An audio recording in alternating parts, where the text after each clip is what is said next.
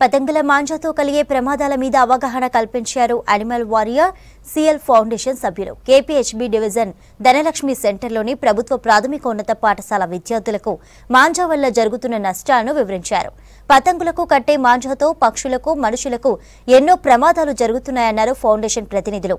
ప్రజలంతా ప్రమాదాలకు దూరంగా ఉంటూ ప్రశాంతంగా పండుగను జరుపుకోవాలని సూచించారు. స్టార్ట్ అవుతుంది కాబట్టి ఇప్పుడు ఈ టైంలో చాలామంది కైట్ ఫెస్టివల్ బాగా చేస్తూ ఉంటారు చిల్డ్రన్. అది ఆ ఒక్క దాంట్లో నైలాన్ మాంజా వల్ల మన నేచర్కి చాలా ఇంపాక్ట్ ఉంది. కిడ్స్కి కూడా అది ఇల్లీగల్ ఐటమ్ అని తెలియదు కాబట్టి మేము ఇవాళ కూకట్పల్లిలో ఎంపీ డిఎల్ సెంటర్లో ఒక అవేర్నెస్ ప్రోగ్రామ్ చేశాము. చిన్న చిన్న పిల్లలకి నైలాన్ మాంజా వల్ల వచ్చే ప్రమాదాలు ఏంటి, దానివల్ల వచ్చే ఇంపాక్ట్స్ ఏంటి, ఎన్ని వేల పక్షులు చనిపోతున్నాయి ఎవ్రీ ఇయర్ అని చెప్పడానికి ఇవాళ ఒక అవేర్నెస్ ప్రోగ్రామ్ కండక్ట్ చేశాము.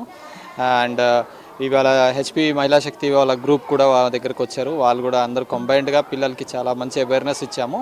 ఈ అవేర్నెస్ వల్ల ఏంటంటే ఫ్యూచర్లో పిల్లలు కూడా నైలాన్ మాంజా వాడకుండా కాటన్ మాంజాకి మారుతారని కోరుకుంటాము.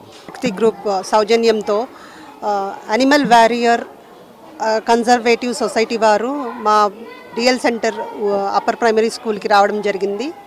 వారు ఈ పాఠశాలను ఎన్నుకున్నందుకు ధన్యవాదాలు. రెస్పాన్సిబుల్ ఫ్లయింగ్ కైట్స్ అనే థీమ్ మీద ఒక క్రియేటివ్ అవేర్నెస్ ప్రోగ్రామ్ని కండక్ట్ చేయడం జరిగింది. నైలాన్ దారాల వల్ల ఎలాంటి ఇబ్బందులు కలుగుతాయో కాటన్ దారాలను వాడాలని ప్రోత్సహిస్తూ పిల్లల్ని మోటివేట్ చేయడం జరిగింది. వారికి మా ధన్యవాదాలు.